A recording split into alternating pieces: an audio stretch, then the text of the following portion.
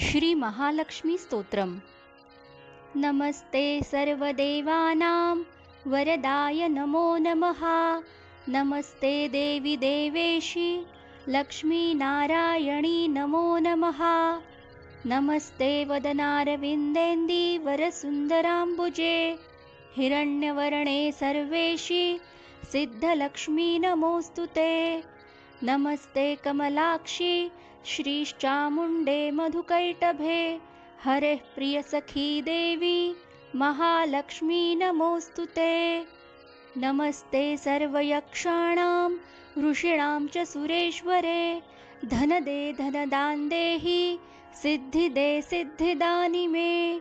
नमस्ते विश्वजननी त्रैलोक्यरचनापर सर्वभूतहिते माता महालक्ष्मी नमोऽस्तुते। नमस्ते सर्वलोकानां धारिणी धरणीधरे विष्णुवक्षस्थलावासे महालक्ष्मी नमोऽस्तुते।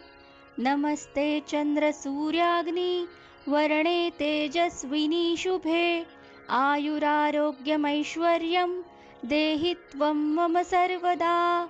नमस्ते चञ्चलाक्षीणां स्थिरान् देहि स्थिरां श्रियं विद्यां देहि धनं देहि सर्वदा च शुभां मतिं।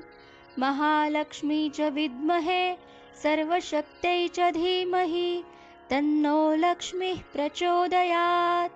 इति श्रीवल्लभाचार्य विरचित श्री महालक्ष्मी स्तोत्रं सम्पूर्णम्।